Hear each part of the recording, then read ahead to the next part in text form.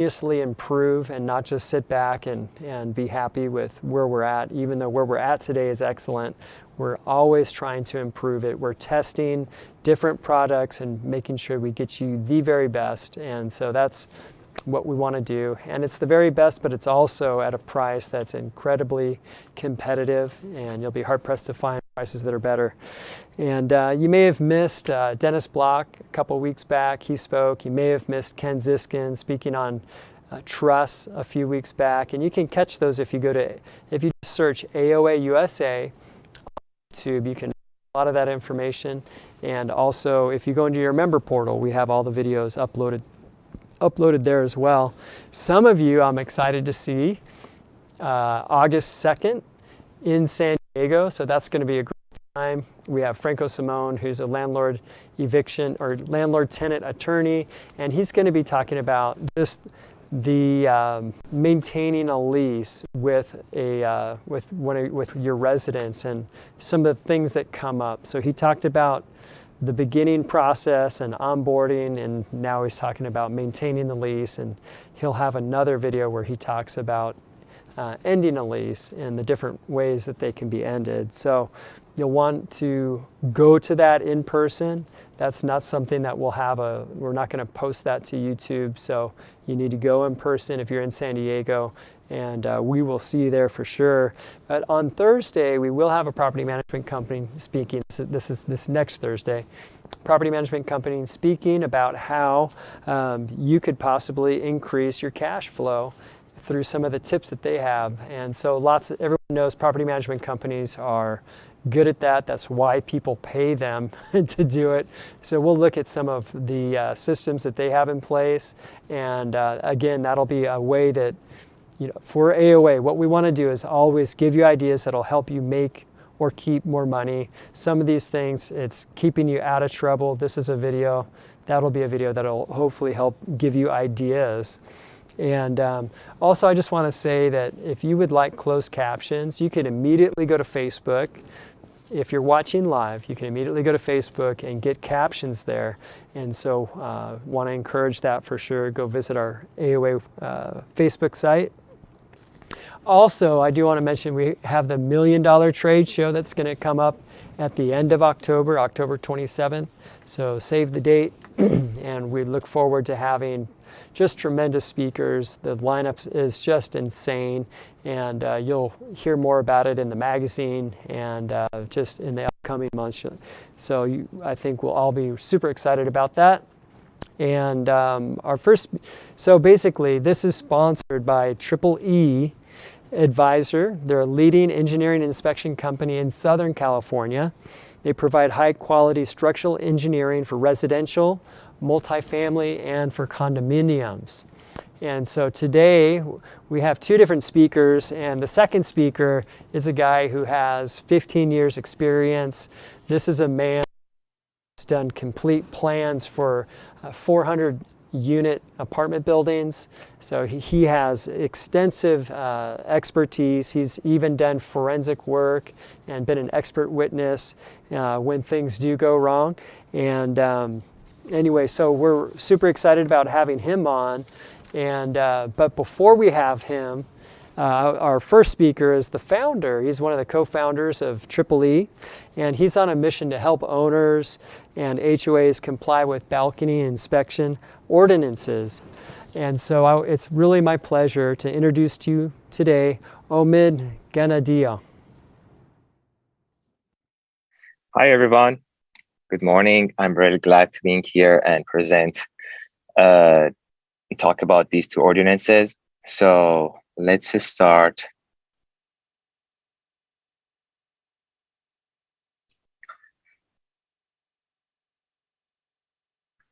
Okay.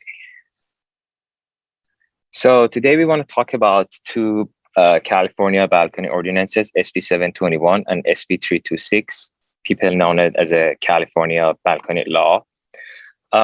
We want to quickly review and understand what exactly is subject to it, which kind of buildings are subject to these ordinances, and quickly review it.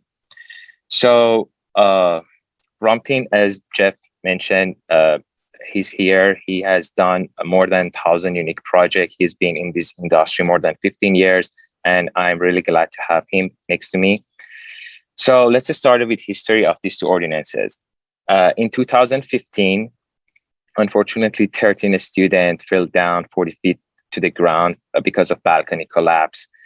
In this tragedy, 6 of them passed away, and immediately investigation started to realize what was the reason that this collapse happened. So evidence point out to dry rot, and it happened exactly when the building was 9 years old. Building was built in 2006. So California governor started proposing a law as a SB721 in 2018, and a year later, 2019, they proposed SB326 for condominium and HOA. You probably gonna hear more in this presentation EEE or triple E, which mean that exterior elevated elements. That this is exactly in the language of these two laws that we want to explain it, and then we understand what does it mean. So exterior elevated element, it means that any elements that extend beyond exterior wall of your building, as long as it has a walking surface and it has been designed for human use and it has more than 6 feet from the ground level. So anything like balconies, walkway, porch, stairways, walkway, as I said, these are subject to these ordinances. Let's quickly review these two ordinances and see which one, or you can understand which one of those your building gonna fall under. So if you have a multi-family and apartment, you are under, your building fall under SB721. And if you have a condominium HOA, you are subject to SB326. For both of them, if you have less than 3 dwelling units, you are fine. You are exempted. You don't need to take any action, and that's it pretty much. But if you have more than 3 dwelling units, I recommend you listen to us, and we will have something that you need to hear. For both ordinances, the deadline is by end of 2024, January 2025. You have to have it in your hand. Let's talk about sampling size. So when engineer come to your building or an inspector come to your building to perform inspection, they need to choose sampling size. According to the law, SB721, 15% of each type of element require minimum to be inspected. And for SB326, engineer need to have 95% confidence to stamp and write a report for you. So that's it. I would say one of the difference between these two. Time frame also, for SB721, you need to have inspection every 6 years. And for SB326, you need to have every 9 years. The point is here.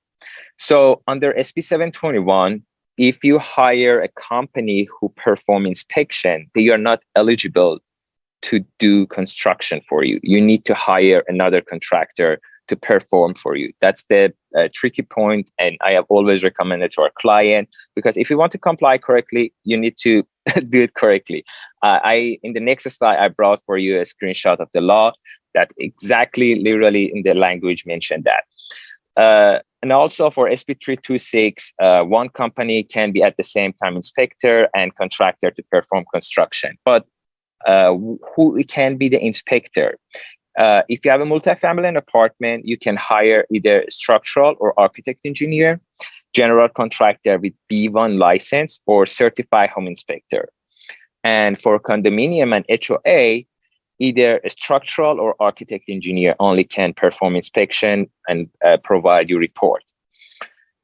As I mentioned, here exactly mentioned that no recommended repair should be performed by a licensed contractor serving as the inspector.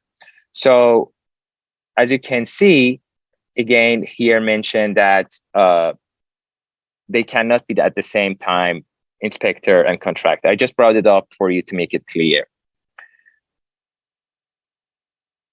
All right, so what exactly is the purpose of this inspection? Why do you need to have inspection? Because first of all, it's for your safety. And why what exactly you need to look in for, you expect to have in the report. Once we are coming and perform inspection for you, we are going to make sure that element and associated waterproofing components are fine, are working correctly. We are going to make sure they future performance, and also we are going to make sure that they can work correctly without any issue to avoid any incidents or damage for occupant or tenant. And last not least, we're going to make sure they are free from decay, rot, and they are safe and they are working correctly. They have a they can keep working without any issue.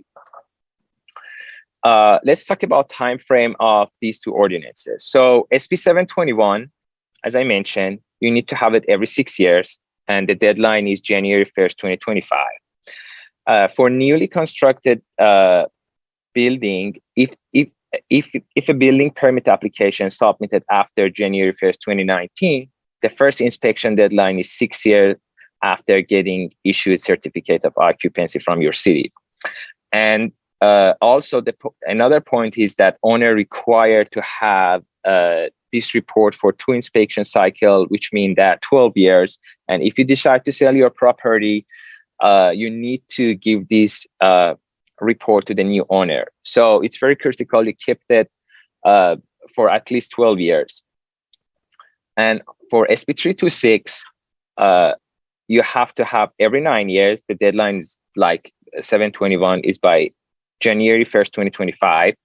And for new condo association, if a building permit application submitted after January 1st, 2020, inspection should be done no later than 6 years following the issuance of certificate of occupancy. Like SB721, you need to keep it for 2 inspection cycle, which means that 18 years. All right, so let's see what exactly your inspection report should indicate it. First of all, your inspection report should be signed and stamped by your engineer or the inspector. Your report should identify all exterior elevated element components, and it should be a detailed report with all photographs that he's going to take it.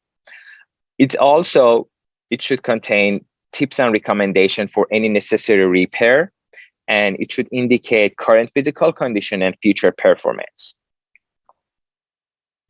Let's say that inspector come to your building and they realize there's something wrong in your building, and you didn't pass the inspection, and you go to the repair phase. In the repair phase, you have a 2 scenario. Either it can be urgent repair as an immediate threat for occupant, or it can be a simple repair like for corrective work.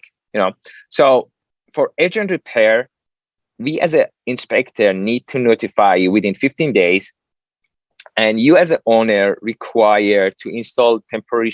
You require to make sure your tenant do not have access to this element that we identify. If it's been recommended by your inspector, you need to probably install temporary shoring, and you need to make sure to submit your permit and plan to the city to get approval and go for the construction. We are talking about timeline in next couple of slides. But let's say if you have a simple repair. For simple repair, the inspector need to notify owner within 45 days of completion of the inspection. And as an owner, you have 120 days to apply for permit. Then again, you have 120 days to start repair. And if you are not going to finish the repair within 180 days, inspector should notify local city, and they start, tracking you and make sure that you eventually start taking care of your building. So it's very necessary you pay attention to it. But let's say you need to submit a plan to the city in order to get approval for permit.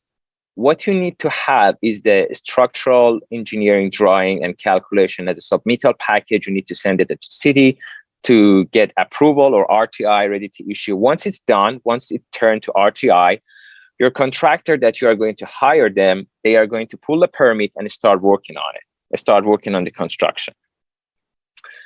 I would again emphasize that why it's very important you perform repair. First of all, you have a liability risk. It's very important you understand as an owner, you need to make sure to protect your tenant. And if someone been injured or if an incident happened, it's better, you protected yourself before something wrong happened. Also, you might get penalty from the city, which is going to be between $100 to $500 per day. And last not least, your building in the safety division of your city may be tagged as a red flag, and later you need to deal with them and make sure to, get rid of it, and back and forth with city. It's too much. You know that what I'm talking about. So at this point, I want to ask Ramtin. As I mentioned, he's going to continue this presentation. Ramtin?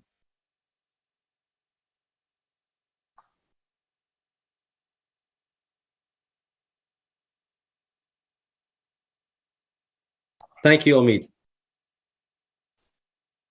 My pleasure.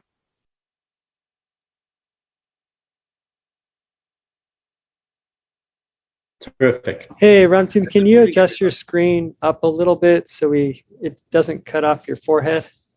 Of course, of course. There we go. Apologies about that. No worries. Thank you. Seat forward.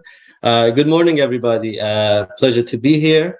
I couldn't hear exactly what was said in the very beginning, so a very quick background. I'm a professional engineer, licensed through various states throughout the United States, have worked throughout the country, have designed the same exact types of buildings that we are talking about and their components, which are exactly what we're talking about.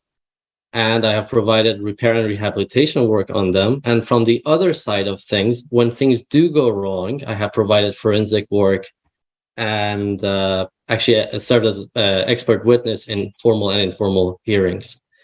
I'm going to be, by design, slightly redundant on a couple of slides because I really want to get the point across about what these triple E's are, the exterior elevated elements. I have the actual language of SB721 and 326 on the screen.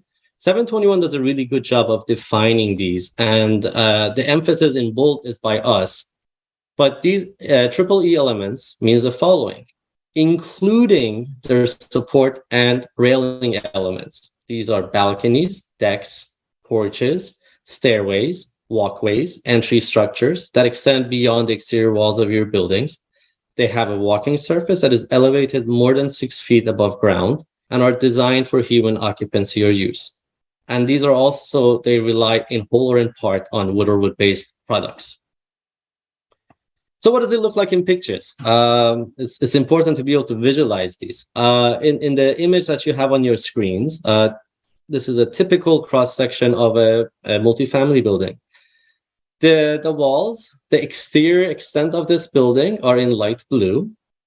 And you can see the triple E elements being in dark red. They extend beyond the extent of the exterior walls and are elevated above 6 feet. On the left side, you have a cantilever deck, balconies below that, the guardrails. On the right side, you have an exit balcony. It could be an entryway also. You have exterior stairs. But notice that the roof deck, for example, there's a low roof deck and a high roof deck. They're not included. They don't have the red color. They don't extend beyond the extent of the exterior walls. And so they don't fall under the ordinances. Additionally, look at the very bottom of the photo. There's a stair and a stair landing. That looks rather shallow. If that stair and stair landing are less than 6 feet from grade level, they don't fall under the ordinance. But if they're above that, like on the right side, they certainly do. What I realized, I've done this presentation before, is people still have a hard time of understanding what elements kind of falls under ordinance and what doesn't. So I wanted to kind of get a very generic building. I actually picked a building right off of Google Streets that has different components. And I just want to kind of go through it very fast. We have some cantilevered balconies at the corner of this building. Do they fall under? In my opinion, they absolutely do. They are walking surfaces designed for human occupancy. certainly elevated above 6 feet. We have some supported balconies, and by supported, I mean that, you have walls on 3 sides of them. Slightly different mechanism, perhaps, with regards to structure. How about these? Certainly, the laws apply here. What about these Juliet balconies in the middle? The last time we took a poll, a significant number of people actually thought they fall under the ordinance, but they don't. And why is that? They're not used for human occupancy or use, right? They're just simple architectural elements. Here's another one that's, I think, can potentially fall in the gray area, but we can provide some clarity on. What about this roof overhang? And if you can tell, you can see some tiles above that roof overhang. Well, in my judgment, that does not fall on subject to these ordinances. And that is because, again, it's not intended for human occupancy or use. Certainly people can get up there for maintenance reasons, and they have to follow all the precautions for safety when they're up there, but that's not its intended use, and so it doesn't fall under these 2 ordinances. I mentioned balconies. I just want to kind of expand on some of the stuff that might not be clear again. There's different types of balconies, and obviously elevated structures in general. But in this case, let's look at some balconies. We have on the left a balcony that's supported from below through some brackets. In the middle, we have a balcony that's hung through tension rods in this case. And on the right side, we have a regular balcony. It could be supported on posts and beams, or it could be supported on walls, like the image that we saw previously. All of these have to be taken, if above 6 feet from the grade level, have to be looked at, have to be inspected. But the question arises, what about the one on the left? It has a metal bracket. It's not wood. But the balcony is wood. It's additional support elements. It's steel. It certainly falls under the ordinance. And if it was in reverse, meaning you had metal joists for some reason for the balcony and it was supported on wood brackets, I would contend to say that it certainly falls under these 2 laws.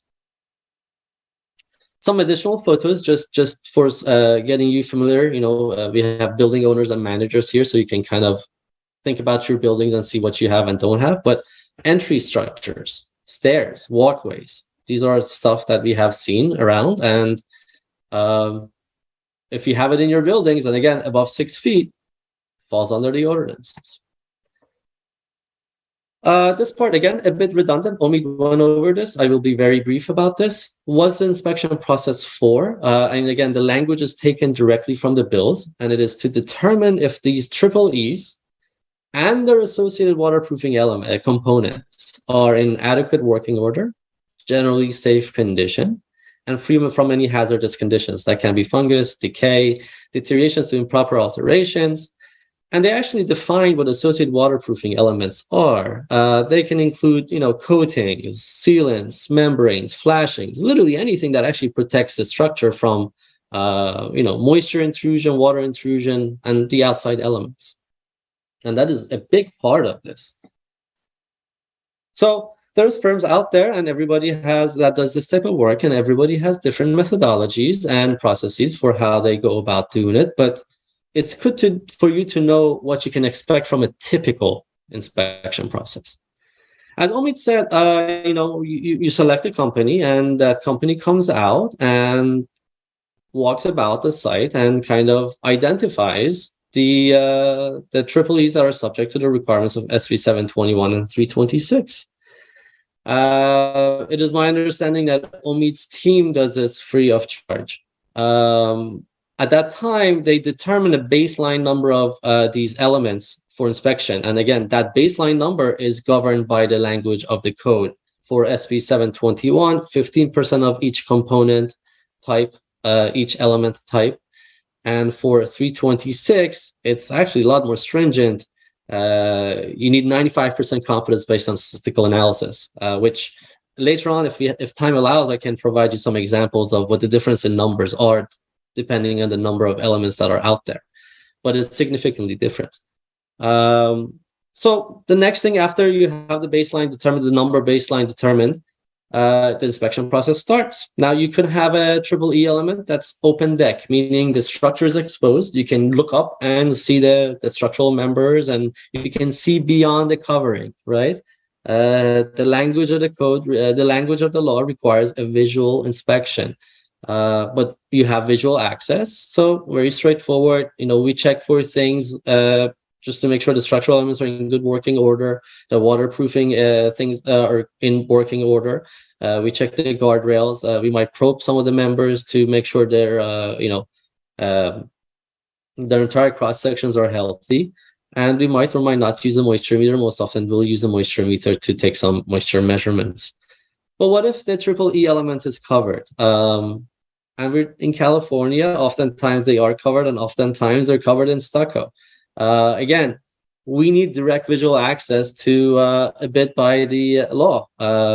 And infrared cameras, for example, are not useful here because infrared is beyond the visible spectrum of light. So we actually need direct access. What happens often in these cases is small holes are drilled, typically 1-inch diameter holes, perhaps 2-inch diameter holes, a series of them. And using a borescope camera, we can get direct visual access to some of these elements. Now, sometimes you might have interferences, or it might just not be clear, or you might see damage beyond your visual limits. At that time, you might require more opening. So you might cut a slot and again use a borescope camera to review those. Now, pros and cons of the holes and the slots is, obviously you have to do these inspections every 6 or 9 years, depending on the ordinance or the law. But if you have a bunch of small holes, you have to patch them up. You have to kind of cover them up. But if you cut a nice slot, you can always come back and provide a vent plate. And, in 6 or 9 years, when you have to do this again, it's a matter of removing 4, 6, 8, just the number of screws. It also provides ventilation, which proper ventilation can actually prevent a lot of the issues that cause, a lot of the things that actually cause the damages that we observe typically. At that time, after the inspection is done, per the requirements of the law, the inspection agency, engineer, whomever, provides the inspection report to the owner. But there are times where the issues that we observe are very severe, and we want to get a better feeling of what's going on. So we will coordinate efforts with the ownership, management, to actually provide additional openings, large openings, so we can have very direct, very accessible view of exactly what is happening. We will provide a more in-depth inspection in essence. And if we determine that those triple E elements are in immediate threat to the safety of the public, Omid mentioned, you have 15 days, but I don't think we'll wait 15 days. We'll notify you immediately because you have to restrict access to them. Now, if you have a balcony, you can restrict access to it and, have a little bit amount of time to get the work started. But if it's your entryway, you really have to get the wheels in motion. So think about those items as well. At that time, a report is also provided, but really most importantly, repair drawings are required to be stamped, signed and sealed stamp report. Repair documentation is required so the permitting process can get started right away.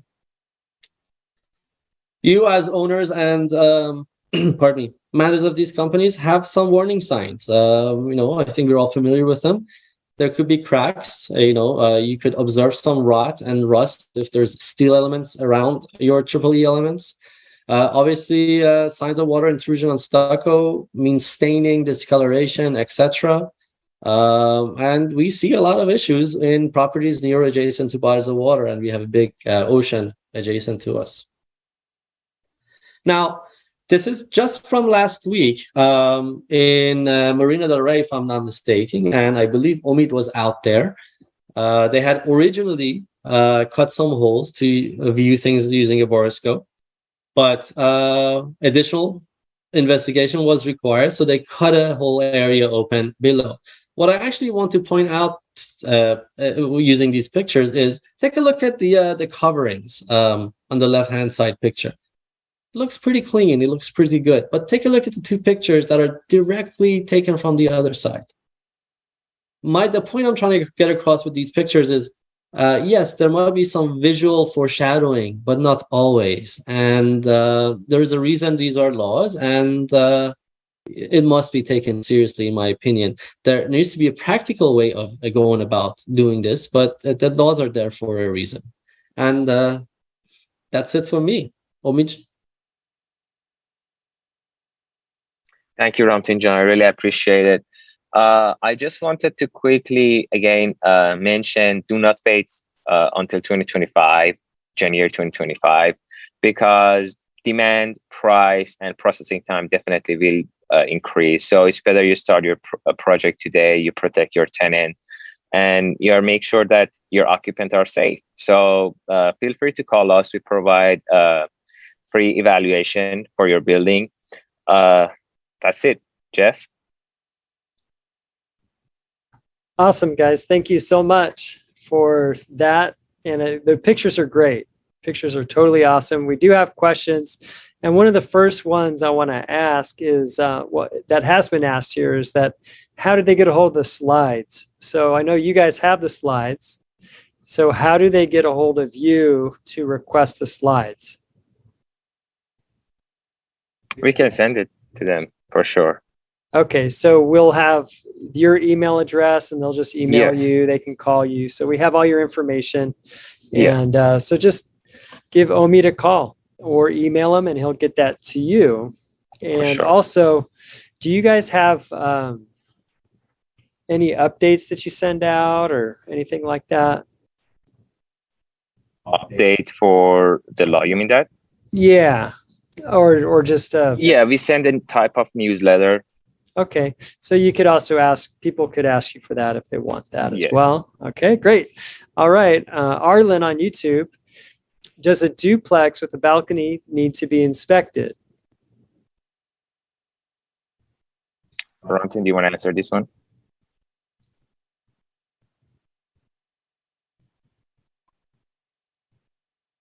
Omid, I believe duplex doesn't fall under this. Yep. 3 units or more. All right. So 3 units or more. So you're off the hook. But why not be safe anyway, right? If you are suspecting an issue, if you see a little water damage, if water pools in a certain place, you want to have it looked at anyway, because if you fix it sooner than later, you're going to avoid spending an arm and a leg on it, right? Yeah, just right. as you mentioned, I just want to emphasize that a lot of our clients that they calling, they are single residential house. They just concerned about their balconies. They just want to make sure their balcony are safe. So if you are not subject to ordinance, feel free to reach us. We provide free initial assessment. We are here to help you. Awesome. All right, Danny, be good. What about concrete stairs leading from street to building? It's a hillside property. May I? Again, it should not fall under the ordinance. Again, it talks about wood or in whole or partially wood types of triple E's. Great. So it's all concrete, no problem. Correct. All right. And Arlene, do you have to provide an inspection report to a certain office or post it for tenant review? So like after they do this, is there some kind of compliance that, is there some kind of place they need to send this? Well, according to the law, owner need to keep it for their own record. It's totally up to them if they want to share it with their tenants or no, but they need to provide it to the new owner if they decide to sell their property. Okay, great. So Terry, wanting clarification, is it 2 units or 3? So 3 or less units do not apply to these laws? Correct. Okay, there we go. Okay. City of LA, I have a duplex with a bonus room, which is also rented out. Therefore, there are 3 units. Of the 3 units, 1 unit has 2 balconies. 2 units do not have balconies. Do I need an inspection? If I understand correctly, he said that he has 3 units, right? Mm-hmm. So definitely they are subject to the ordinances. As long even they have 1 balcony, still they are required to do inspection. All right. Rochelle, Does the engineer turn the inspection report to the city, or do we? We already answered that question. You keep it. You just keep that in your records, and there's not a place where you have to submit it. And at some point, someone may ask for it, but we'll see. All right, Yolanda, what do we expect to pay for an inspection? There's the money question. So we provide initial assessment, and based on that, we provide a proposal, but definitely you should expect a range from different engineering firms. I cannot tell exactly accurate number. I recommend you just call a firm or inspector to get accurate price for them inspection. Right, because you could have a 5-unit building that has lots of different things going on that requires more than maybe a 10-unit building that has less going on, right? So it really depends. And remember, guys, that they'll do a free inspection for you, right, Omid? Free evaluation. Evaluation. Not the inspection. I almost caught you. All right. Yes, you're paying for the inspection. You guys are not doing the work, right? Because by law, you cannot. You either do one thing or the other. Exactly. All right. And then Diane, are you completely independent of any construction? Okay. Are you completely independent of any construction work that you would recommend? Can we see a sample report?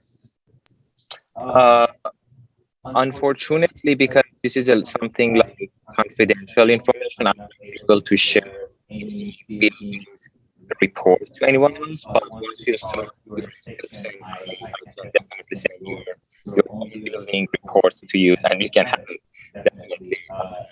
But in terms of sending a sample report, I cannot do that. Did I understand correctly the question?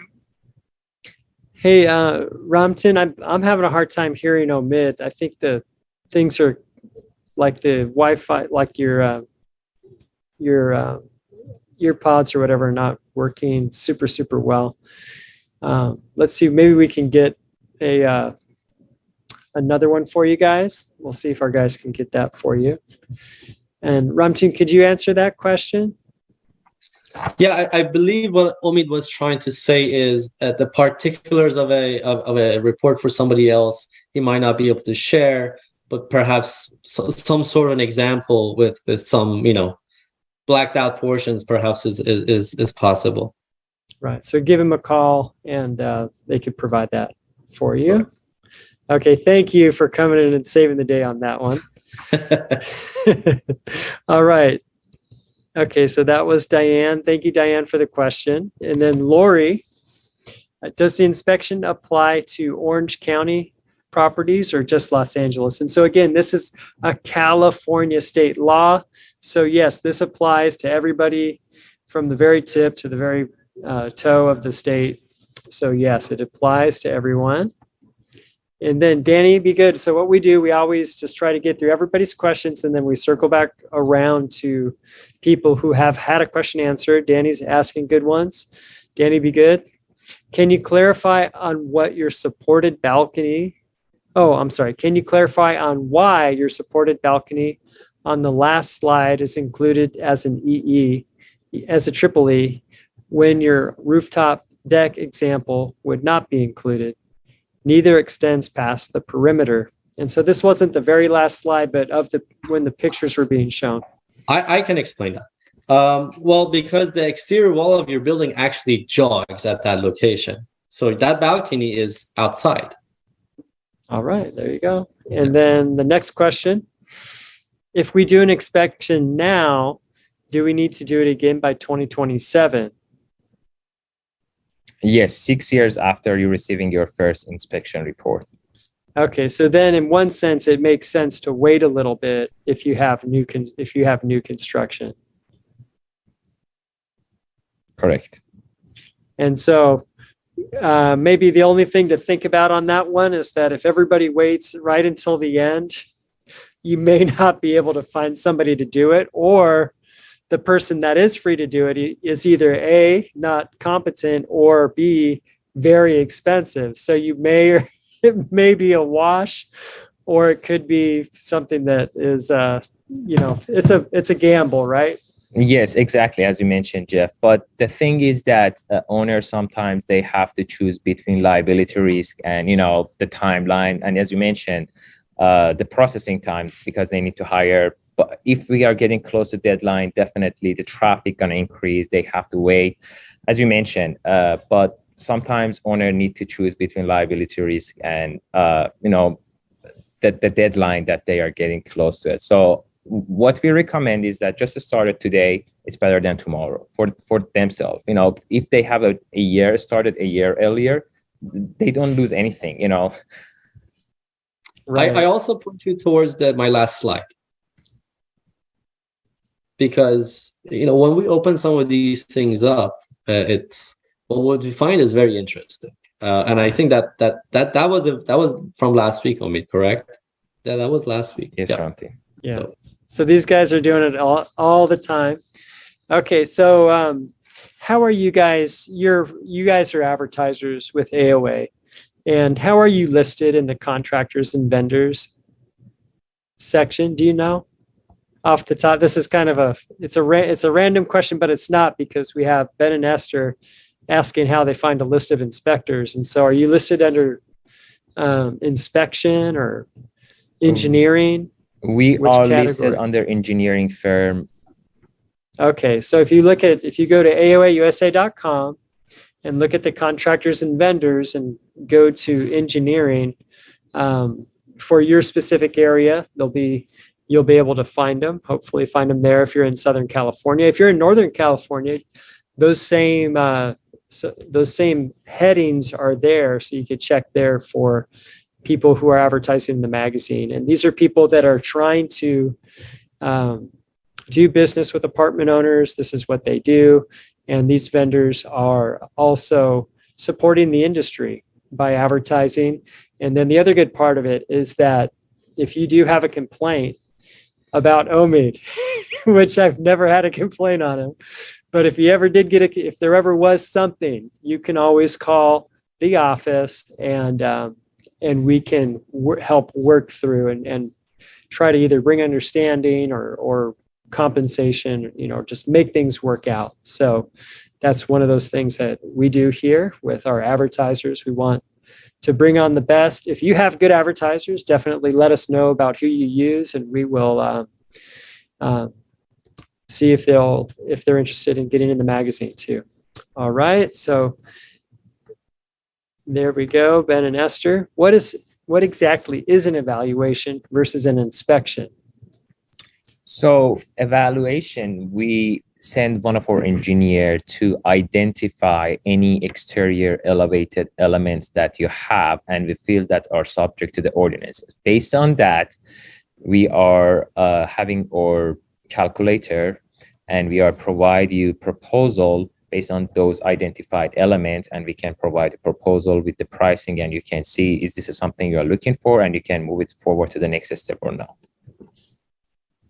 And so Diane is asking, is it because of the conflict of interest that they don't allow you to do the inspection as well as the work? Well, we are an engineering firm. We don't have any contractor license to perform construction. We are eligible to do SB721 and SB326 both.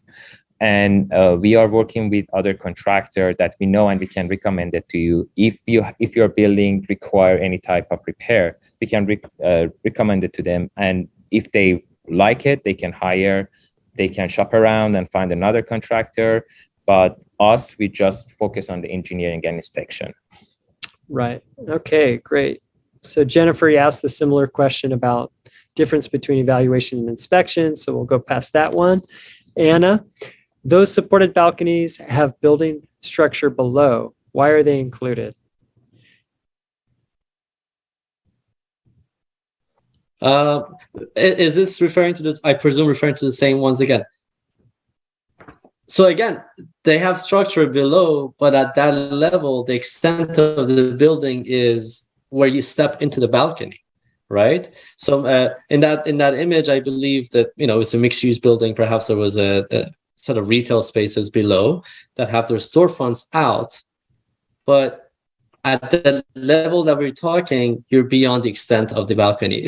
We've had similar questions where we have a unit, I have a balcony that's over a garage, right? Is that included or not? Yes, there is structure below it, but that balcony is beyond the exterior walls of the level where the balcony is. So, to me, that part is actually pretty clear cut. There are some other gray areas which I try to mention, but that part is pretty straightforward. All right, here we go. From Lacey, can the inspector engineer prepare the repair construction documents, or similar to the contractor not being able to perform the work if they do the inspection, will the owner need to hire a separate engineer? So will you be able to make a design, get a permit, at what level do you work on that? And in fact, it would make sense because the person who inspected it knows best about it to provide the repair work. It would be cumbersome for you as the owner or manager to have to kind of do that again. All right. On YouTube, how about stairs that are outside do need inspection? So yeah, we had a picture of those stairs that are outside. If anything over 6 foot, the stairs are going to be over 6 feet because they're going to go up to another floor. Well, maybe it's not stairs that are going up to another floor. We're not sure exactly what you're talking about. So we'd have to see it, but give them a call. Totally give them a call and they can do it for you. And the next one is Karina. I have a house with 2 apartments in the back, one on top of the other. The top apartment has a deck that is supported by the carport underneath.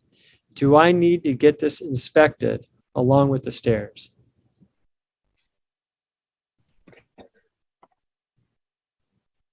Ramtin, do you want to go? You're on mute. Yeah, I was unmuted and muted myself. That's exactly why Omid talks about the evaluation. We need to come out and kind of see what's exactly happening, because I just described that. For example, if it was a cantilever type balcony over a garage space, I think it would certainly be the case. But again, if this deck also you step out into it and it's still over another structure, it's still beyond the exterior limits of that building, just over your structure. So again, and we got to remember what the goal of this, the laws are, right? These are elements susceptible to the elements that have a high chance of failure. If that's like a 4-sided thing, again, that one I reserve judgment. I like to see it, but it could or could not. All right. Okay. So these pictures, the pictures are so good because it really helps people, because I think people understand it one way, but yet what you're saying is different. So they're, the cogs are turning. Does a rooftop balcony is also outside the exterior walls, isn't it? They're all... A rooftop balcony? Yeah, certainly if it extends beyond the exterior wall. Again, just following the language of the law, that they should absolutely be included. Now, the roof overhang that I showed, it's not intended for human occupancy, right? That's why in my engineering judgment, I didn't feel that it falls out in the ordinance. But if it's a balcony, an extended roof deck, cantilever roof deck beyond the extent of your building, certainly. All right. Arlene, how long is the evaluation pricing good for? The free evaluation. So how long is that good for? At this point, we just offer it for a month. And if you just say that you are a member of AOA, we do our best to give you maximum discount. So just make sure to mention to us, and we know that you are a member, and we do our best to help you. Right. And also just know that there's a little extra accountability. By the way, these guys have all 5-star reviews, but I don't think they'll do you wrong. But if you say you're an AOA member, at least there would be a heightened level of accountability with it. Okay, the Vineyard. Can you please repeat one more time the deadline for this project from beginning of the inspection to completion, please? So by end of 2024 and January, the law in language mentioned January 1st, 2025, you need to have it. So that you need to inspect it. Your inspection need to be done by that time. But as a SB721, you need to have inspection every 6 years, and you need to keep the report for 2 inspection cycle, which means they're 12 years. If you are talking about condominium and HOA, you need to have it for 18 years for 2 inspection cycle, which means 18 years. And like that time, if you try to sell your property, you need to give it to the new owner. Right. All right. And Anna, again, can you please show the image of the building again so we can discuss those different balconies? Oh boy, yeah, you know, pull the slides out, I guess. I can, yeah. So yeah, let's go and just maybe talk through it one more. Man, we're getting short on time as well, but yeah, pull it out just so people can see that. There it is. So there it is. And so Jeff, if I may, just because there was at least 2 or 3 questions about the let's do it again. If you see, there's walls beyond the balcony with windows and perhaps a sliding door or a door or something. That's where your exterior wall is, right? So you're going beyond your exterior wall. And for example, that balcony at the very, very bottom, the lowest level, might not fall under that because it might be, in this picture, it's hard to tell. If the storefronts were where the colonnade was, it's not extending beyond, right? But actually, if you look at it, there's a covered walkway. So even that lowest level supported balcony, and again, if you can see my cursor, I'm pointing to it. I'm not sure if you can. All those levels, in my opinion, fall under the ordinance. Great. All right, so let's just we'll keep the picture there for a little while. Arlene, so cement and metal staircases do not fall under this ordinance, and it's a big no, they do not. If there's any part of it that is wood, right, then it falls under it. So it's wholly or part. Yeah. Right. Any of that. All right. Reverend Joy, it's been a little while, so thank you. Do you come into the Bay Area? At this point, we are only active in Southern California. We may pretty soon start opening a new branch over there, but at this point, we just cover Southern California, unfortunately. Right. Sorry about that, Joy. And you can just check the contractors and vendors either in the AOA magazine or online and see if we have somebody up there for you. All right. DJ, if you have decorative, wrought iron, non-walk-on balconies as opposed to a walk-on balcony, does that need to be inspected? No, if it's not used for human occupancy or use, no. Right. Like the Juliet balconies on the screen. Right. Okay, great. Howard, do you know how many other states have passed laws similar to this? I'm not aware. There's other ordinances of different kinds, but of this exact type, I'm not aware. Right. Who polices this law? Obviously, each jurisdiction, right? But this is a state. This is a state law. These are Senate bills signed into law by the governor. So these are statewide bills. So there may not be any policy if you have a systematic code enforcement program in your area. It's possible that they could just look at things, and you're going to agree if you see that there's watermarks or there's something visible, you definitely would want to deal with it anyway. But as they showed in the slide, even just from what they saw last week, that's kind of a, it's a coincidence in a sense, but wow, something that looks okay, you open it up and it's really not. And so you just want to, the law it's there and it adds extra cost, but at the same time, there's an element of benefit to having things checked out. All right. Okay, please explain why the center picture balcony needs to be inspected. And so that one, if you look at it on the side there, you give, it's yes, yes, no. So the no one is that center balcony. Is that correct? So this is the cantilevered balcony, and that was a yes. I think this is the centered one that they're talking about, perhaps, and that's the supported balcony. Again, yeah, it's the supported part is the structural mechanism of it, perhaps, right? It's not a, it could be that it's not a true cantilever. Most likely, it's not designed to be a cantilever, but it is an exterior walking surface intended for human use that extends beyond the exterior limits of the building. And again, that's why I put SB721. It does a really good job of defining these elements. And that to me absolutely falls under that. Again, notice where the walls of the buildings are, where you step into the balcony. The building has jogged inwards at those locations. Those are your exterior walls. All right. Okay. Ben and Juliet, Ben and Esther, what is a Juliet balcony anyway? It's that's a Juliet balcony. It's an architectural element. It's a balcony that it's not even a balcony. It's not intended for actual use. All right. Very good. Lacey, I was under the impression that the reports needed to be submitted to the local jurisdiction. Is this not the case? So are you aware of local jurisdictions that are requiring this off the top of your head? I think at this point, I know some cities in Northern California start asking the owner and forcing them to start inspection. I'm not sure exactly who asked this question located at, but some cities, yes, they started already.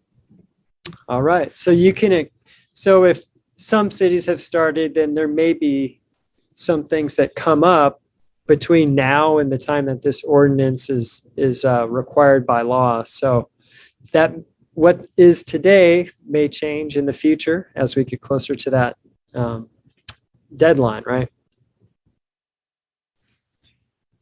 Correct.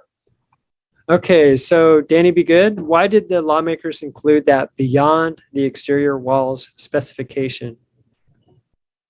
I don't have a full understanding, but my engineering sense tells me, again, because of their risk exposure. Right. Very good.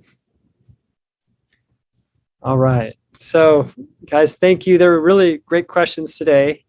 And I thank you so much for that picture and going through that and then walking us back through that. That's great.